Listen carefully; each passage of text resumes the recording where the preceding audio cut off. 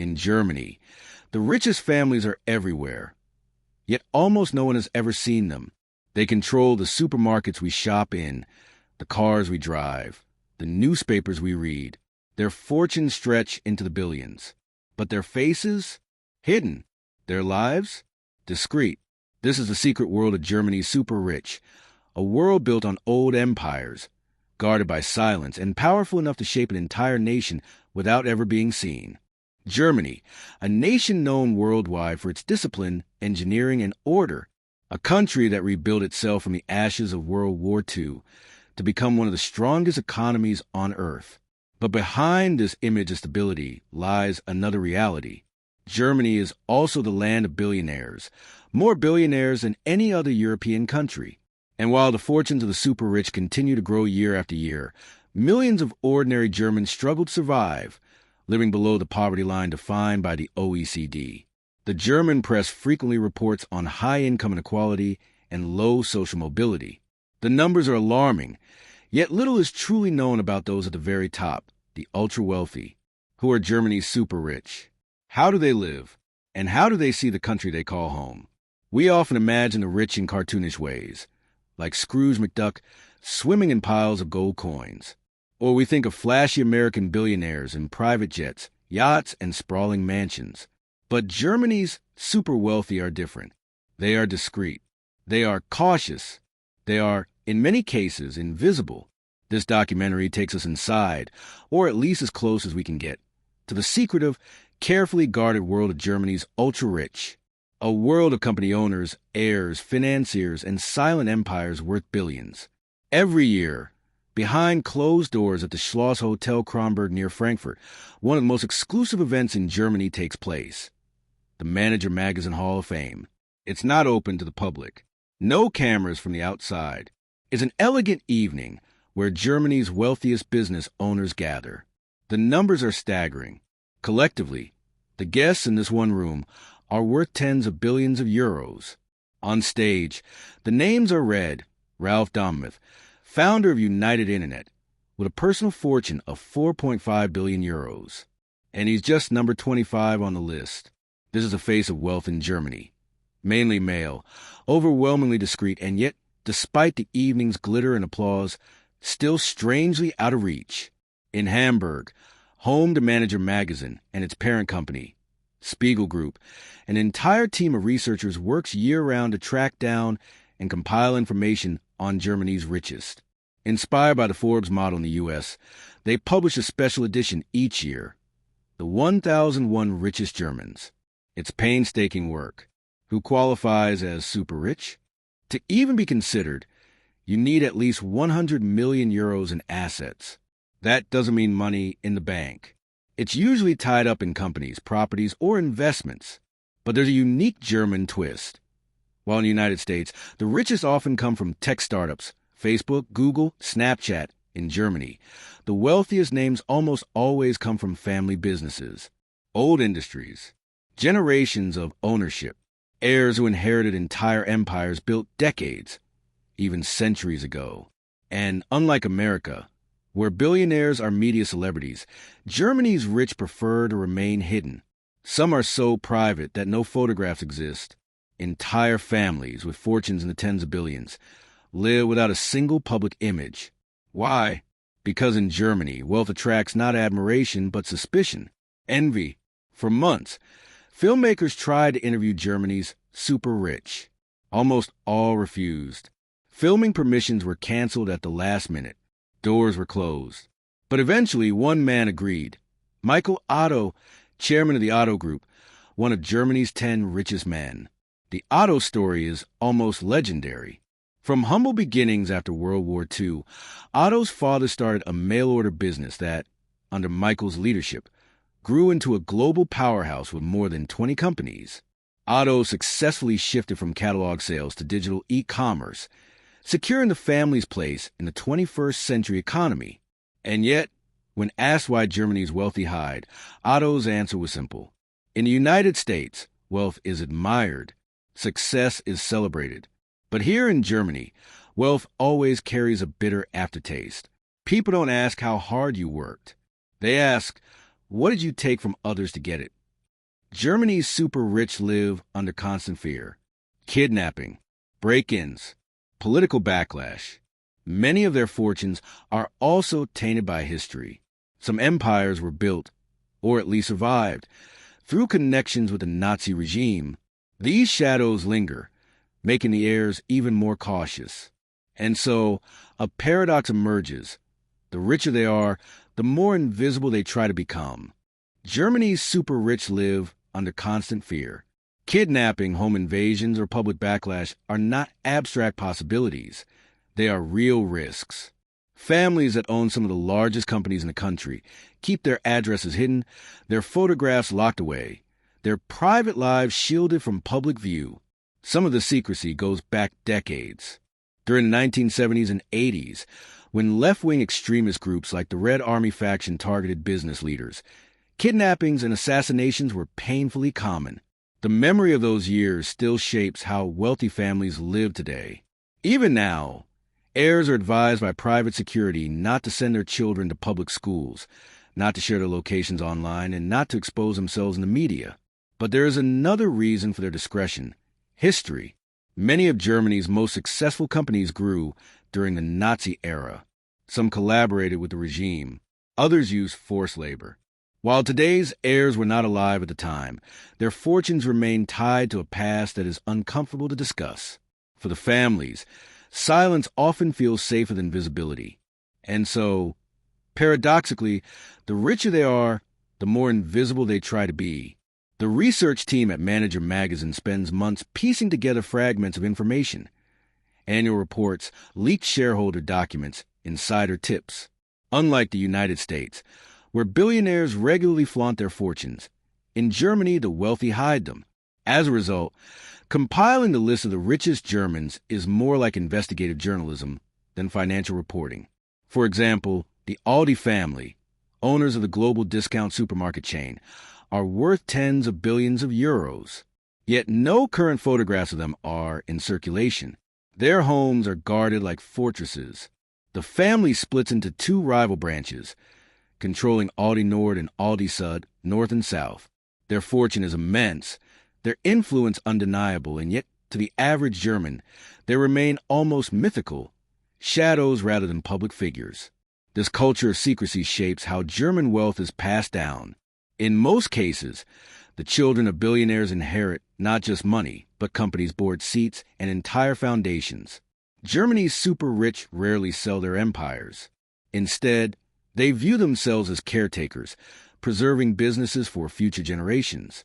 It is a distinctly different mentality from Silicon Valley billionaires who cash out after a few years. Here, wealth is seen as a family legacy, one that must be protected at all costs. But with inheritance comes responsibility and conflict.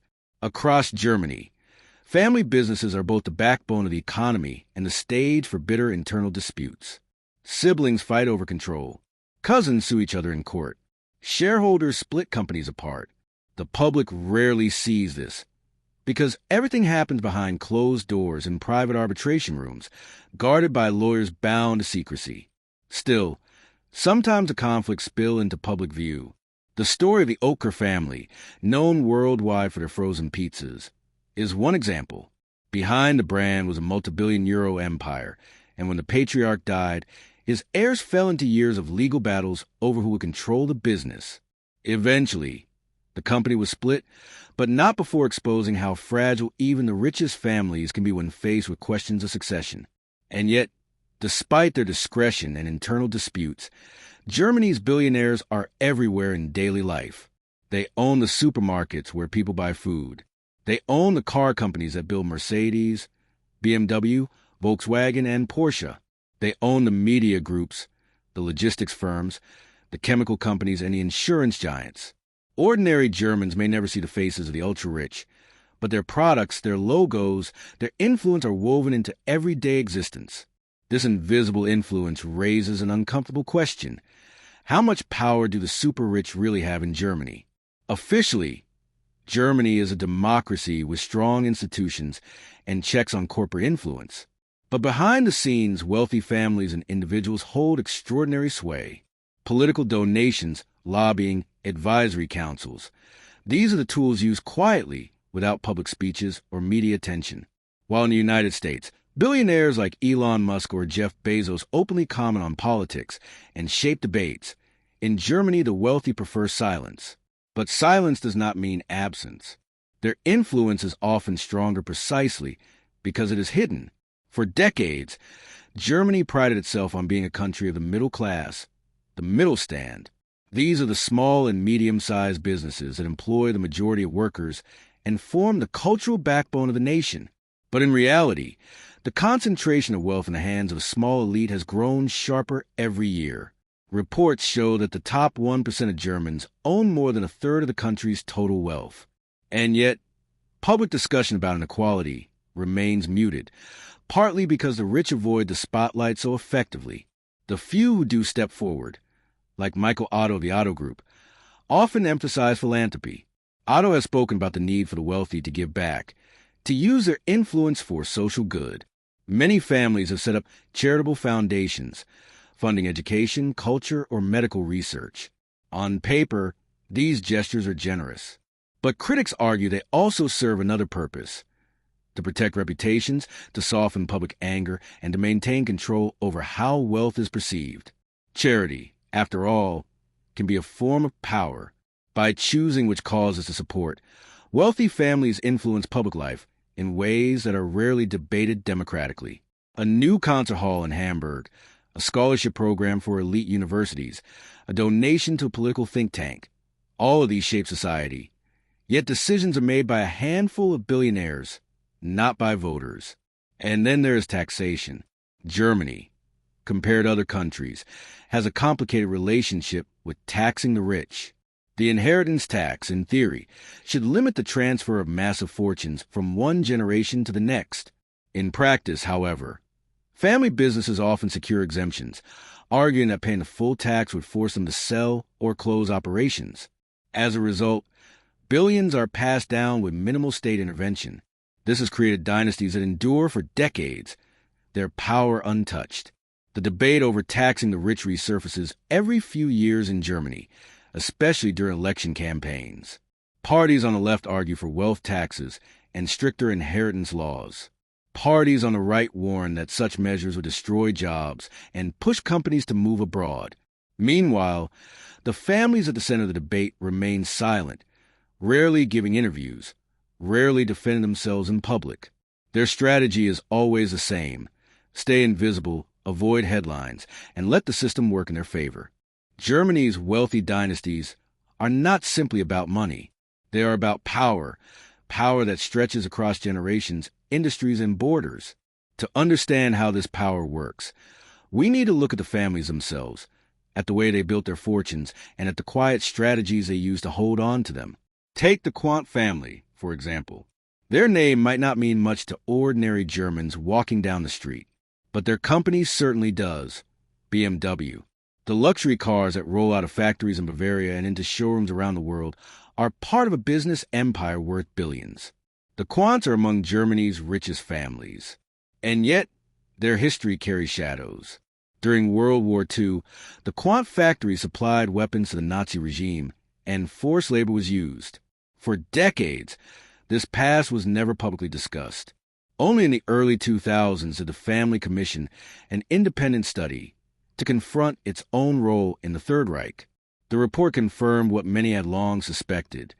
Their fortune was built, at least in part, on exploitation during the war. This pattern is not unique. Many of Germany's most powerful families, whether in cars, chemicals, or consumer goods, survived the Nazi years by working with the regime. Some even expanded their businesses during that time. After the war, they reinvented themselves as the backbone of Germany's economic miracle, the Wirtschaftswunder. Their public image was polished: respectable employers, industrial visionaries, patriots. But beneath that image lay histories that were rarely spoken aloud. The story of the Oker family is another example. Today, they are best known for frozen pizzas and baking products found in supermarkets worldwide. But the family also owns shipping lines, breweries, and financial services.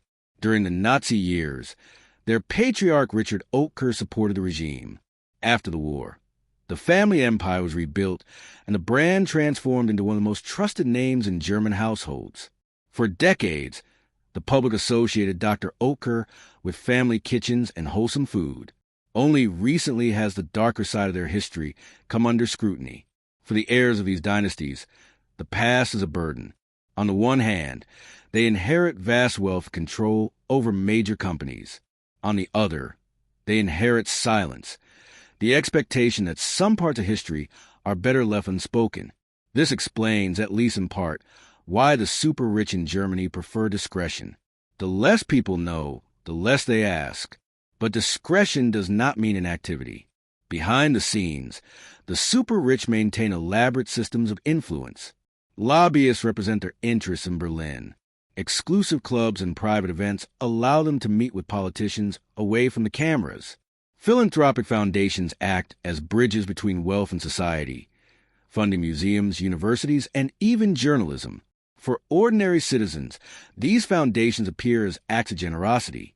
But for the families, they are also instruments of reputation management, a way to shape how they are seen by the public. Consider the role of foundations in particular. In Germany, some of the richest families transfer their company shares into private foundations. Officially, this is done to protect businesses from being split or sold during inheritance disputes. But there's another advantage. Foundations often receive tax benefits. In practice, this means fortunes worth billions can be shielded from heavy taxation, while the family still retains effective control. Critics argue that this creates a system where wealth not only survives but multiplies, insulated from both taxes and public accountability. Yet, even as these dynasties grow stronger, Germany is also home to a newer type of billionaire. The most prominent example is Dietmar Hopp, co-founder of the software company SAP. Unlike the heirs of old family empires, Hopp built his fortune in the digital age. SAP became a global leader in business software, and Hopp's billions were self-made. He then used his wealth to fund medical research, sports, and local development in his hometown. In many ways, Hopp represented a different narrative, one closer to the American idea of the self-made billionaire. But even Hopp faced resistance. When he invested heavily in the football club TSG Hoffenheim, fans of rival clubs accused him of ruining the spirit of German football, which traditionally resisted the influence of big money. For years, he was targeted by offensive chants and banners in stadiums. His story revealed a deeper truth. In Germany, the wealthy, no matter how they made their fortunes, rarely find admiration. They are more often envied, resented, or distrusted. This cultural difference is crucial. In the United States, billionaires are often turned into celebrities. They appear on magazine covers, star in TV interviews, and use social media to cultivate massive followings. In Germany, the opposite is true. To be a billionaire is to stay silent. To speak too loudly is to invite hostility. And so, the wealthiest families have perfected the art of invisibility. But invisibility cannot hide inequality. According to studies, Germany's gap between rich and poor has been widening for years. While the top 1% accumulates vast fortunes, nearly 16% of the population lives at or below the poverty line. For single mothers, for pensioners, for immigrants, survival is a daily struggle. Housing costs in cities like Munich, Frankfurt, and Berlin have skyrocketed, while wages for many workers stagnate. The contrast between the discrete wealth of the elite and the visible hardship of ordinary citizens grows sharper with each passing year. Critics argue that Germany's social model, once hailed as a balance between capitalism and welfare, is eroding. The safety net is fraying. Opportunities for upward mobility are shrinking. Children born into poor families are far less likely to climb the social ladder than in other developed countries. The super rich, meanwhile, pass on their advantages seamlessly. Private schools, elite universities, international networks. All of these keep their children within the same circles of privilege. And so, Germany, a country that prides itself on fairness and social justice, quietly reproduces inequality from one generation to the next. The very structure of its economy ensures it. Family businesses dominate, dynasties endure, and fortunes remain concentrated. Yet, within this discrete world of wealth, there are cracks. Not every heir wants to inherit. Some walk away, uncomfortable with the responsibility or with the shadows of history. Others fight bitterly, dragging family disputes into courts despite attempts at secrecy. And a few, very few, break the silence, giving interviews or even publishing books about the hidden lives of the rich. These voices are rare, but they offer glimpses into a world otherwise closed. What becomes clear is that Germany's super-rich live in a paradox. They hold enormous influence, but they cannot show it. They own vast fortunes, but they cannot flaunt them. They build foundations, fund causes, and maintain empires, but they do so from behind a curtain. Invisibility is their armor. Secrecy is their culture. And in that silence, power endures. The Aldi family remains perhaps the most famous symbol of Germany's hidden wealth. The brothers Karl and Theo Albrecht built Aldi into one of the world's largest supermarket chains, famous for its low prices and strict efficiency. Their philosophy was simple: sell only a limited range of products, cut costs everywhere, and expand quietly but aggressively. The result was an empire stretching across Europe, the United States, and beyond. At its height, the combined fortune of the Albrecht family was estimated at more than 50 billion euros. And yet, in their personal lives, the Albrechts avoided any sign of luxury. They drove modest cars, lived in unremarkable houses, and appeared in public as little as possible. Theo Albrecht was even kidnapped in 1971 and held hostage for 17 days until a ransom was paid. The experience left scars. After his release, he withdrew completely from public life, rarely photographed again. To this day, Aldi remains a symbol of wealth built on frugality, and a family determined to remain invisible. Another powerful yet discreet empire is the Schwarz Group, which owns Lidl and Kaufland supermarkets. Founded by Dieter Schwarz, the group is now one of the largest retailers in the world. With annual revenues exceeding those of almost every competitor, Schwarz has become one of the richest men in Europe. Yet, like the Albrechts, he avoids the spotlight. Very few images of him exist, and his company is run with near military discipline. Lidl's success is based on relentless cost-cutting, global expansion, and secrecy about his internal workings. To the public, Schwarz is almost a ghost, a billionaire who exists more on paper than in visible life.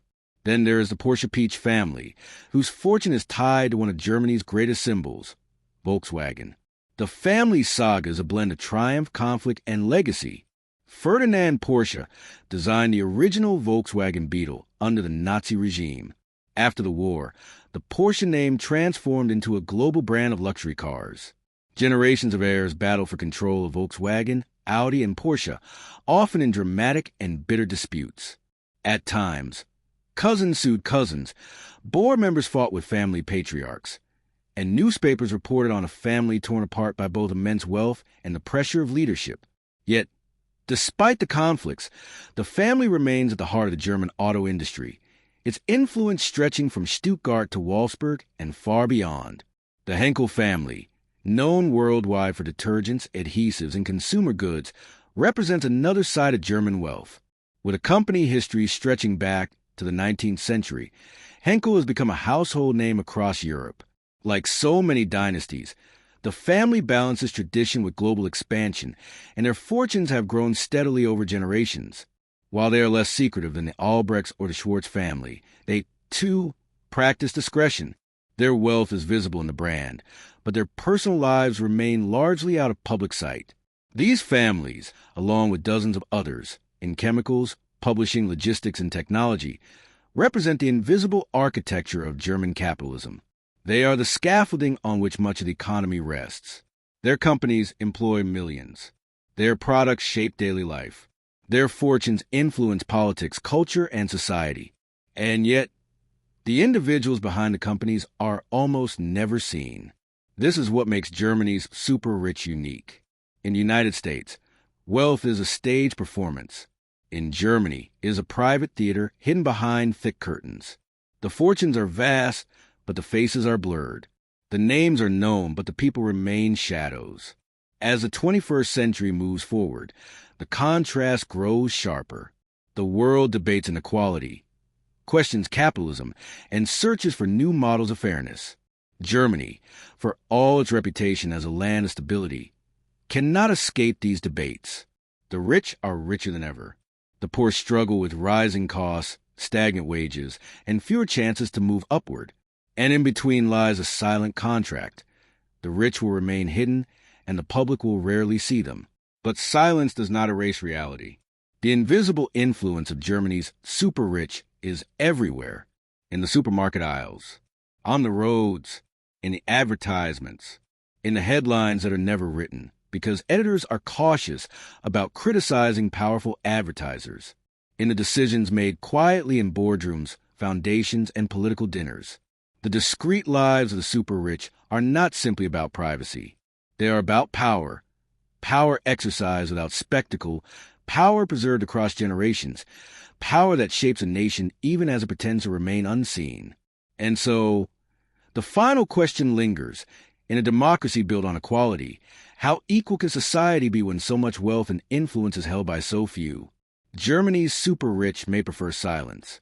They may live behind walls, behind anonymity, behind reputations of modesty. But their presence is everywhere.